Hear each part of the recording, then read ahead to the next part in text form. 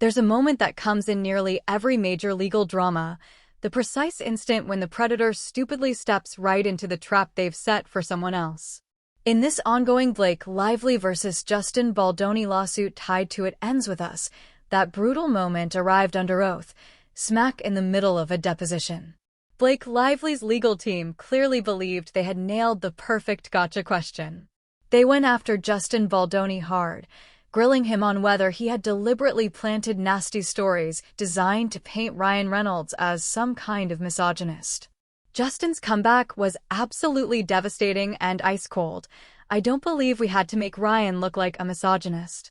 The lawyer jumped in immediately, snapping, "That wasn't my question, Justin." And Justin fired right back, "That was my answer." Translation, plain and brutal. "We didn't need to frame your client at all. Your client walked right out onto the public stage, poured gasoline all over himself, struck the match, and lit the whole thing up. I simply didn't bother bringing a fire extinguisher because, according to thousands upon thousands of pages of unsealed court documents now out in the open, Ryan Reynolds was far from being any kind of passive, innocent husband standing on the sidelines. The testimony straight up positions him as the chief architect behind a calculated campaign to publicly humiliate and destroy Justin Baldoni, and in doing so, he unintentionally revealed exactly who he truly is when the cameras stop rolling and the masks come off. And the place where this ugly truth came spilling out? You seriously could not invent something this perfect or ironic. According to clear deposition testimony, Blake and Ryan casually refer to their massive New York penthouse as Buckingham Palace. Why that ridiculous nickname? Blake herself explained it straight to Justin. "It's because so many celebrities walk through there all the time." Then, on January 4th, 2024, that very same Buckingham Palace suddenly turned into something far more sinister, a makeshift courtroom where Justin Baldoni was summoned like a defendant. According to sworn testimony from Wayfarer CEO Jamie Heath, what happened next wasn't any normal meeting or discussion. It was a full-on ambush operation. Ryan Reynolds, who, let's be crystal clear, had zero official role in the movie, wasn't listed as a producer, wasn't employed by the studio in any capacity, allegedly stormed in and completely took over the entire room like he owned the place. Justin testified under oath that Ryan pulled out his phone and started reading off a list of accusations exactly like a prosecutor reading formal criminal charges in open court. And here's the part that should genuinely disturb and alarm every single person listening. Ryan allegedly came prepared with a fully pre-written apology script that he demanded Justin read out loud, word for word, no deviations allowed. This wasn't conflict resolution, mediation, or even a heated argument. This was straight-up hostage video territory. Read these exact words. "Admit to these fabricated crimes. Get down and kiss the ring in total submission." When Justin flat-out refused to play along and recite the script, that's exactly when Ryan showed his real, unfiltered face. Jamie Heath's deposition describes how the tension in the room exploded the moment Justin dared to defend himself using actual facts instead of folding. Blake would throw out some alleged incident, Justin would calmly respond, but that didn't happen, and Ryan wouldn't pause for even a second to seek clarification or evidence. According to sworn testimony, Ryan just lost it and screamed, "Just effing apologize. Just do it regardless if it's true or not." Let those words sink in deep, regardless if it's true or not. Based entirely on this testimony, Ryan clearly had zero interest in what actually happened or where the truth lay. All he demanded was complete, unconditional submission and capitulation. But let's keep circling back to the most chilling question. Why even show up armed with a pre-written apology script? Why stage the whole thing with multiple witnesses present? A forced, coerced confession delivers exactly two things: maximum public humiliation for the target and rock-solid, usable evidence for later leverage. No one will ever convince me that room wasn't secretly recorded from start to finish. The only reason that footage, if it exists, will never see daylight is because Justin refused to break, refused to crack, and whatever recording captured would have made Ryan look exactly like the controlling, bullying figure he proved himself to be in that moment. By allegedly forcing Justin to apologize for things that were pure fiction, Ryan wasn't genuinely seeking any kind of closure or peace. What he wanted was a completely broken man kneeling before him inside Buckingham Palace, forced to publicly acknowledge that truth itself bends and reshapes according to whatever Ryan Reynolds declares it to be.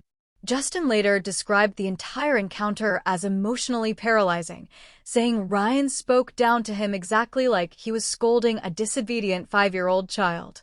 Jamie Heath went even further, calling it the single hardest, most disturbing thing he had ever personally witnessed in his life, watching one human being belittle and degrade another with such raw, vicious contempt. This goes way beyond clever Deadpool-style snark or witty comebacks. This looks like a man who genuinely believes his celebrity status and power give him the absolute right to rewrite reality itself to suit his narrative. And while we're on the topic of rewriting reality, let's turn to Christy Hall, the name most people have never heard, and that's entirely by design. Christy Hall is the actual professional screenwriter hired to adapt Colleen Hoover's novel into the script. She's the woman who did the real heavy creative lifting. During the disastrous press tour, remember the one where Blake was bizarrely advising domestic violence survivors to just wear your florals? Blake casually dropped a massive bombshell. She bragged openly that the film's iconic rooftop scene had been written by her husband, Ryan Reynolds. She said it with a big smile. "He works on everything I do." There was only one huge problem with that claim. Nobody had bothered to inform or credit the actual screenwriter, Christy Hall. She later admitted in interviews that she genuinely believed those new lines in the scene were just spontaneous improv from the actors on set. She had absolutely no idea Ryan had secretly gone in and rewritten parts of her script behind her back. Now, if Ryan actually drafted or added pages during the official WGA writers' strike period, that would constitute what the union very clearly labels a major violation, a textbook no-no that could bring serious consequences. I'm not outright accusing him of crossing picket lines here, but if the WGA ever decides to come knocking and asking questions, I'd pay good money to be a fly on that wall during the conversation. But even setting the strike issue completely aside, the level of disrespect here is absolutely staggering and indefensible. This entire movie is fundamentally about a woman finally finding her own voice and escaping the grip of a controlling, abusive man. Yet here we have the leading actress's powerful husband secretly overriding and altering the work of the female screenwriter, then casually taking public credit for it on the red carpet like it was nothing. When the inevitable backlash exploded online, Blake allegedly sent Christy Hall nothing more than a weak, private email, not any kind of public correction or apology, just a lame, "I'm sorry you were ambushed," non-apology at best. They literally erased and sidelined a female screenwriter's original creative contributions on a film explicitly about escaping controlling men, then seemed to expect her to feel grateful for the exposure anyway. But here's where the tactics get even more calculated and cynical. Remember that supposed truce everyone was talking about? After the entire press tour imploded in disaster, both camps allegedly agreed to a full ceasefire, no more leaks, no more public shots. Yet somehow, out of nowhere, a damaging story suddenly appears claiming the early cuts of the film were a total disaster. Justin testified that this struck him as extremely odd and suspicious. Why? Because during that January 4th ambush in Buckingham Palace, while Ryan was screaming at him, Ryan himself used that exact same word. He called the script a disaster right there in the room. Just weeks later, that precise private word from that closed-door meeting magically ends up plastered across a headline. Based directly on Justin's sworn testimony, it looks very much like Ryan himself was the source feeding that detail to the press. But here's the clever legal shield they've built. Spousal privilege under New York law prevents forcing a spouse to testify about any private marital communications. That means Blake can't be dragged into court and compelled to admit on the stand, "Yes, Ryan told me to leak that story." Ryan himself can't be forced to explain exactly how they coordinated the whole thing behind the scenes. We've all seen married couples creatively use their anniversary dates for tax advantages. These two appear to be weaponizing their marriage certificate itself as an impenetrable legal fortress. Ryan allegedly handles all the dirty, under-the-table work, Blake files the official papers and lawsuits, and the law conveniently forbids anyone from probing or exposing the direct connection between the two. That's not romance. That's a straight-up corporate merger dressed up with marital benefits. And then we come to what might be the lowest, most vicious blow of the entire saga, the unredacted home addresses.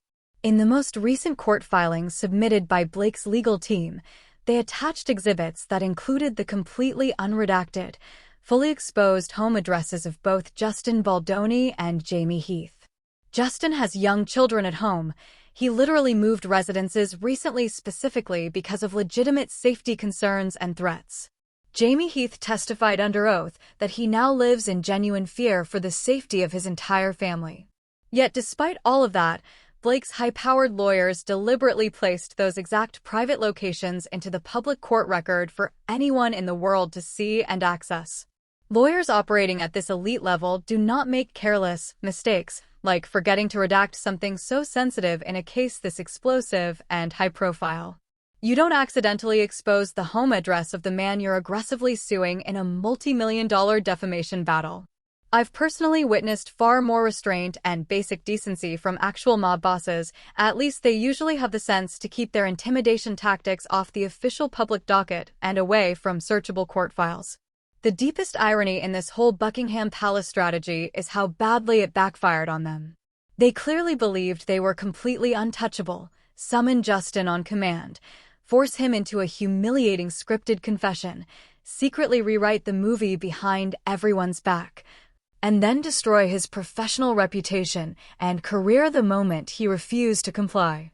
But they completely forgot one fundamental rule that applies even to the most powerful people. In a real court of law, Hollywood charm, celebrity status, and public image count for exactly zero as evidence. With every single document that continues to get unsealed and released to the public, Justin Baldoni increasingly comes across as a consummate professional trying to navigate and survive an absolute minefield of unchecked narcissism and entitlement. And with every deposition transcript that drops, Ryan Reynolds comes off more and more like a man who simply cannot tolerate or process hearing the word no from anyone. Ryan Reynolds never needed any outside help whatsoever to make himself look like a textbook misogynist. He handled that job all by himself, masterfully.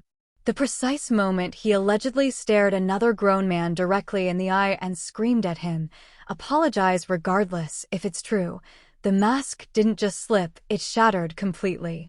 What we now see inside the box isn't some heroic figure or charming movie star. It's nothing more than a man sitting in his overpriced penthouse, genuinely baffled and furious about why the rest of the world no longer feels obligated to kneel before him on command. That's my unfiltered opinion.